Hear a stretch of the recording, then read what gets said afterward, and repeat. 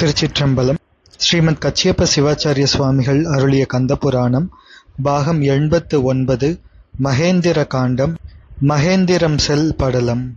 மகேந்திர காண்டத்தில் 6வது படலமாக மகேந்திரம் செல் படலம் அமைந்திருக்கின்றது. வீரபாகுதேவர் இலங்கையிலிருந்து அதிவீரனை வீழ்த்திவிட்டு வீர மகேந்திரபுரம் செல்வதற்கு நினைவு கொண்டு இலங்கை நகரின் எல்லையை கடந்து செல்கின்றார். வீரபாகுதேவர் வான்வழியாக மீண்டும் எழுந்து செல்லும் போது கடலிடம் ஆழ்ந்து கீழே சென்ற இலங்கை மீண்டு எழுந்தது. எப்படி என்றால், பாரம் மிகுதியால் கடலின் இடத்து ஆழ்ந்து போன ஒரு தோணி அந்த பாரம் நீங்கியவுடன் மேலே எழுந்து வரும் தன்மையை போன்று இலங்கையை விட்டு வீரபாகுதேவர் சென்ற உடனேயே இலங்கையும் மெதுவாக மேலே எழுந்தது. அப்படி கடல் மேலே எழுகின்ற இலங்கை அது எப்படி இருக்கின்றது என்றால், பிரம்மதேவர் நித்திரை செய்கின்ற காலத்தில் கடலின் உள்ளே ஆழ்ந்து போய் மீண்டும் பூமி மேல் எழுகின்ற மேருமலையை போன்று விளங்குகின்றது. இந்த இலங்கை அசுரர்களை தன்னிடம் வெகு நாட்கள் வைத்திருந்ததனால் பாவமும் பழியும் அடைந்து கொண்டது. வள்ளலான வீரபாகுதேவரின் திருப்பாதம் படிந்ததால் அந்த பழியான இருட்பாவத்தை நீக்கிக் கொண்டது இலங்கை. இத்தகைய தன்மை உடைய இலங்கை மாபுரத்தை விட்டு எழுந்து பின்னரும் 1000 யோசனை வானிடம் உயரப்போய் வீரலட்சுமி உலாவிடும் தோளுடைய வீரபாகுதேவர் சூரபத்மன் வாழும் வீர மகேந்திரபுர எல்லைக்கு முன்பு வந்து அருளினார். நெற்றிக்கண்ணுடைய நந்தியம் பெருமானின் கணத்தவர் வீரபாகுதேவர். சக்கரவாள மலை போன்று சூழ்ந்து உயர்ந்து விளங்கும் மகேந்திரபுரத்தை சுற்றி விளங்கும் மதிலும் அதன் வாயில்களும் தோன்றுகின்ற ஒளிக்கிரணங்கள் வீசிடுகின்ற ரத்ன கோபுரங்களையும் காண்கின்றார் வீரபாகுதேவர். வீர மகேந்திரபுரத்தின் வடதிசையில் சமுத்திர கரையில் இருக்கின்ற கோபுரத்தின் காவல் காப்பவர்களாக கோரன் அதிகோரன் என்ற 2 கொடிய அசுர வீரர்கள் சேனைகளுடன் இருந்தார்கள். நகரை காவல் காப்பதற்காக யானைப்படை 1000 வெள்ளம், தேர்களும் 1000 வெள்ளம், குதிரைகள் 2000 வெள்ளம், காலாட்படை வீரர்கள் 2000 வெள்ளம் என்ற கணக்கில் தங்களுக்கு உரிய அந்த பெரிய சேனை நெருங்கி சூழ்ந்திருக்க அங்கே காவல் காத்து கொண்டிருக்கின்றார்கள். அந்த சேனைகளின் அழகு தொகுதியை கண்டார் வீரபாகுதேவர். ஆச்சரியம் கொண்டார். பகைவர்கள் மிக ஜாக்கிரதையாக காவல் இருப்பதை கண்டார். வீரபாகுதேவர் நினைக்கின்றார், இந்த வழியாக நான் சென்றால் இந்த சேனை தடுத்து சூழ்ந்து கொண்டு போர் செய்யும். இவர்களுடன் எதிர்த்து போர் செய்தால் இவர்களை முடிவு செய்ய ஒரு நாள் பொழுது முடிந்துவிடும். இந்த சேனைகள் இறந்து ஒளிந்து போனாலும் இது குறைவாகுமா? இன்னும் இந்த பெரிய நகரில் யானை, குதிரை, தேர், காலாட்படை என்ற வெள்ளங்களெல்லாம் இங்கே வந்துவிடும். அப்படி எத்தனை வெள்ளம் சேனை வந்தாலும் நான் ஒருவனே தனியாக எதிர்த்து நின்று இந்த படைகளையெல்லாம் அழித்து நிற்பேன் என்றாலும் இந்த நகரத்தில் இருக்கும் சேனைகள் முழுவதையும் அழித்து ஒழிக்க முடிவில்லாத பல நாட்கள் செல்லும். இந்த அசுரர்கள் லேசானவர்கள் இல்லை. அப்படி பல நாட்கள் நான் போர் செய்தால் சூரபத்மன் உடனே தனது முதியரான மக்களை, தம்பிமார்களை என்னுடன் போர் செய்ய விடுப்பான். அவர்களை எல்லோரையும் நானே போர் செய்து வென்று விடுவேன் முருகப்பெருமானின் அருளினால். என்றாலும் பல நாட்கள் வரையும் இந்த போர் நீடிக்கும். அப்படி வெல்வதற்கு அரியவனான சூரபத்மன் கடைசியில் வந்து எதிர்ப்பான். அவனுடன் ஓய்வில்லாத கொடிய போரினை பல நாட்கள் செய்ய வேண்டி இருந்தாலும் அவன் இறக்க மாட்டான். காரணம், முன்னாளில் அவன் செய்துள்ள தவத்திற்கு தேவதேவரான சிவபெருமான் முன்னர் அவருக்கு அருள் புரிந்த வரங்களின் சிறப்பு காரணமாக அவன் இறக்க மாட்டான். அப்படிப்பட்ட சூரனுடன் நீண்ட நாட்கள் போர் செய்து நான் வெற்றி பெறாமல் திரும்பி போவது என்பது சரியாக இருக்காது. அப்படி நடக்கின்ற நீண்ட நாட்கள் போர் அது முடிவடையும் வரையில் தேவர்களும் வீணே சிறையில் அகப்பட்டு துயரப்பட வேண்டும். அப்படியென்றால் போர் செய்துவிட்டு பின்னர் போரை நிறுத்திவிட்டு தூதுவனாக வந்த தன்மைகளை சூரனுடன் பேச முடியுமா என்றால் அதுவும் சரியாக இருக்காது. ஞானங்களுக்கு நாயகன், பரம்பொருளான நாயகன், நிகரில்லாத வேதங்களுக்கு நாயகன் சிவபெருமான் தந்தருளிய அருள் நிறைந்த நாயகன், தேவர்கட்கெல்லாம் ஆதியான நாயகன், ஆறு முகமுடைய நாயகன், நின்மல ஜோதியாகும் நாயகன், இவை அனைத்துமாய் சிறந்த முருகப்பெருமான் அன்றி வேறு யார் சூரனை தொலைப்பார்கள்? ஆறுமுகப் பெருமானே வந்து சூரனை வேலினால் சம்ஹரித்து தேவர்கள் யாரையும் சிறையிலிருந்து ஒரு நாளைக்கு நீக்கிட வேண்டும். எனவே நான் போர் செய்வது முறையானதாக ஆகாது. அதோடு நம் பெருமானின் கட்டளையும் அது அல்ல. இப்படி போர் செய்வது தூதுவனினுடைய கடமையும் அல்ல. எனவே போர் செய்யாத வகையில் நான் நகரத்தின் உள்ளே புகுதல்தான் கடமையாகும் என்று நினைக்கின்றார் நிகரில்லாத அறிஞராகிய வீரபாகுதேவர். இங்கே அளவு கடந்த சேனைகள் இருப்பதை பார்த்தால் அந்த பக்கம் நான் போவது என்பது அரிதான காரியமாகும். எனவே நான் கிழக்கு திசை வாயிலுக்கு சென்று சேருவேன் என்று வீரபாகுதேவர் நினைந்து வடதிசை வாயில் வழியாகச் செல்லாமல் அதன் பக்கமாகச் சென்று கிழக்கு வாசலுக்கு சென்று அருளினார் வீரபாகுதேவர்.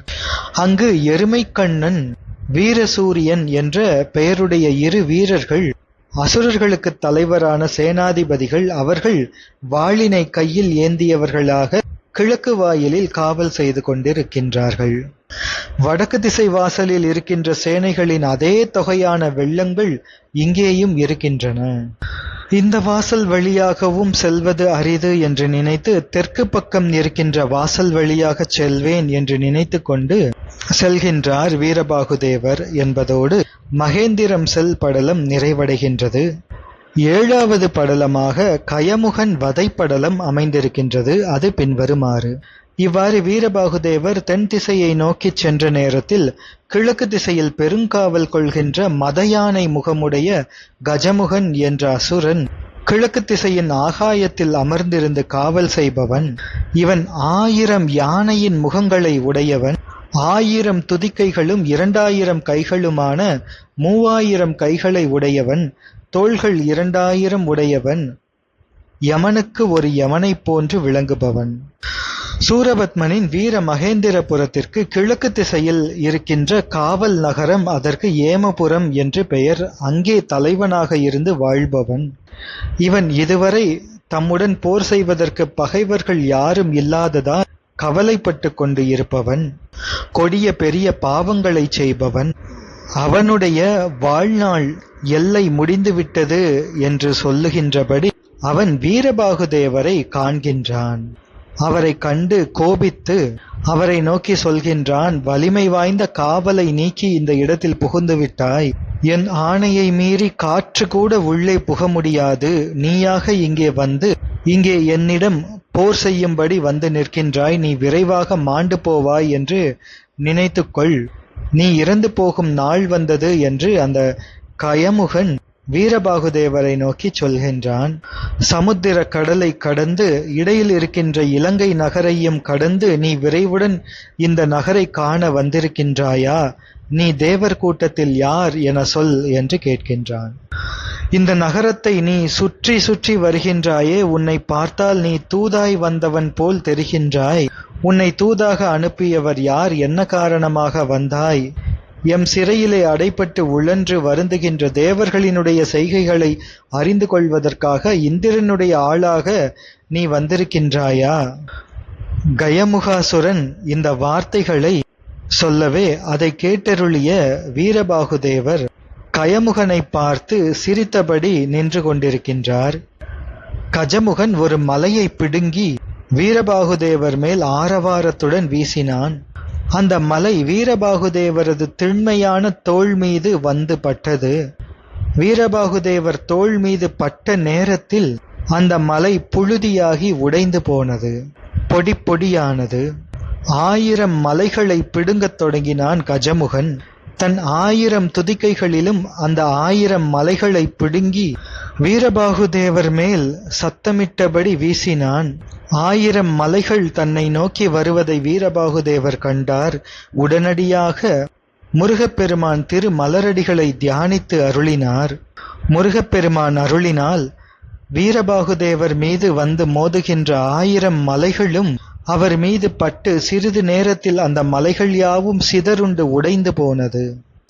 கஜமுகன் இதை பார்த்து கோபம் கொண்டு தண்டாயுதத்தை கையில் எடுத்து வீரபாகுதேவர் மேல் வீச, வீரபாகுதேவர் அதனை பார்த்து தனது வாளை உறையிலிருந்து எடுத்து அந்த வாளால் அந்த தண்டாயுதம் உடனே வீழும்படி துண்டு துண்டாக வெட்டி அந்த கஜமுகன் முன்பாக எதிர்த்து நின்றார் வீரபாகுதேவர்.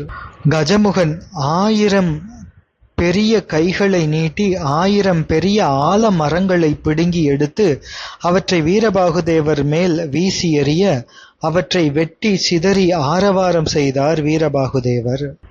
மலைகள் பலவற்றையும் இந்த கஜமுகாசுரன் எடுத்து வீரபாகுதேவர் மேல் வீச, முருகப்பெருமானின் தூதுவராகிய வீரபாகுதேவர் அதனை கண்டு தனது வாளை கொண்டு கஜமுகாசுரனினுடைய 1000 துதிக்கைகளையும் அறுத்து தள்ளினார். அதைக் கண்டு கஜமுகாசுரன் 2000 கைகளையும் நீட்டி இவனை பிடித்து உணவாக உண்பேன் என்று வீரபாகுதேவரை சுற்றி வளைக்க, அது கண்டு வீரபாகுதேவர் வாளினால் உடனடியாக 1000 விசாலித்த கைகளை முற்றாக வெட்டி வீழ்த்தினார். 1000 கைகள் வெட்டுப்பட்டு விட இன்னும் இருக்கின்ற 1000 கைகளால் வீரத்தோள் கொண்ட வீரபாகுதேவரின் நெஞ்சிலே அடித்தான் கஜமுகாசுரன். வீரபாகுதேவர் அந்த நேரம் எல்லையில்லாத கோபம் கொண்டு அடித்த அவன் கை யாவும் அருந்து விழும்படி வாளால் அவற்றை வெட்டினார். கஜமுகாசுரனின் 3000 கைகளும் விழுந்தன. 1000 தலைகள் மட்டும் அங்கே இருந்தன. தனது கைகளை இழந்த கஜமுகாசுரன் பெரும் நாணம் அடைந்தான். வீரபாகுதேவரை கொன்றபின் நான் எனது உயிரையும் நீக்குவேன் என்று மற்போர் செய்வதற்காக வீரபாகுதேவரின் அகன்ற தோளில் தாக்கி ஆரவாரம் செய்தான். கைகளையெல்லாம் இழந்துவிட்ட கஜமுகாசுரனுடன் இனி வாட்போர் செய்ய மாட்டேன் என்று வீரபாகுதேவர் தன்னுடைய வாளை உறையிலே செலுத்தி கஜமுகாசுரனின் நெஞ்சிலே தனது திருப்பாதத்தால் உதைத்து அருளினார். உதைத்த நேரத்தில் உடனே கதறிக்கொண்டு வீழ்ந்து மதம் கொண்ட மத்தகத்தினை உடைய யானை முகமுடைய கொடிய கஜமுகாசுரன் பதைத்து துடித்து உயிர் நீங்கி இறந்து ஒழிந்தான். இதை பார்த்து அசுரர்கள் எல்லாம் அங்கே வருகின்றார்கள். வீரபாகுதேவர் அசுரர்கள் வருவதை பார்த்து, அசுரர்கள் இதை பார்த்தால் கோபம் கொண்டு போர் செய்ய ஆரம்பிப்பார்கள். நானும் இருந்து போர் செய்ய வேண்டும். அது இன்றோடு முடியுமா இவர்களினுடைய போர்? எனவே வேதங்களும் காண முடியாத ஆதியான முருகப்பிரான் சொல்லியருளிய பேர் அருள் திறத்தினை மறந்துவிட்டு இங்கே இருக்கும் இவர்களோடு போரினை செய்தால் அது சிறுமையான காரியமாகும், அறிவுடைய செயலும் அல்ல. எனவே சூரபத்மன் வாழ்கின்ற ஊருக்குச் செல்வேன் என்று அதிவிரைவாக செல்கின்றார் வீரபாகுதேவர். வீர மகேந்திரபுரத்தின் வாசல்கள் தோறும் அசுர வெள்ளங்கள் காவல் கொண்டு இருக்கின்றன. அவர்களை தாண்டி செல்ல வேண்டும் என்றால் இந்த வடிவத்தோடு செல்ல முடியாது. எனவே இந்த ஊருக்கு என்று வேறு ஒரு வடிவத்தை எடுத்துக்கொண்டு செல்வேன் என்று எண்ணுகின்றார் வீரபாகுதேவர். முருகக் கடவுளின் அருளால் யாருக்கும் தெரியாதபடி வேறு ஒரு வடிவத்தை எடுத்துக்கொண்டு வீரபாகுதேவர் அசுரர்கள் காவல் காக்கின்ற கிழக்குப்புற வாசல் வழியாக விரைவாக கடந்து சென்று சூரபத்மனினுடைய ஊருக்கு செல்ல வேண்டும் என்று நினைக்கின்றார். எனவே அணுவை விட சிறிதான ஆனால் பெரிய சீருடைய பெருமை உடையதான பூரணமாய் குறைவில்லா நிறைவாய் இருந்தருளுகின்ற செம்மை வாய்ந்த குமரப்பெருமானின் பொன்னார்ந்த திருவடிகளை தியானித்து அன்பினால் போற்றுதல் செய்து அக்கணமே முருகப்பெருமானின் அருளினால் ஒரு அணுவடிவம் கொண்டார் வீரபாகுதேவர். நோக்க அரிதான நுணுகிய தனது உணர்வு தோன்றிடாத அணுவடிவத்தை வீரபாகுதேவர் எடுத்துக்கொண்டு கஜமுகன் அவனை கொலை செய்த அந்த களத்தை விடுத்து அங்கிருந்து புறப்பட்டு வானத்தில் எழுந்து வீர மகேந்திரபுரத்தின் கிழக்கு புறமாக நின்ற கோபுரத்தின் மேல் சென்று தங்கினார் வீரபாகுதேவர் அந்த அணு வடிவத்துடன் என்று கயமுகன் வதைப்படலம் நிறைவடைகின்றது. தொடர்ந்து நகர்புகு படலம் என்பதனை சிந்திப்போம். திருச்சிற்றம்பலம்.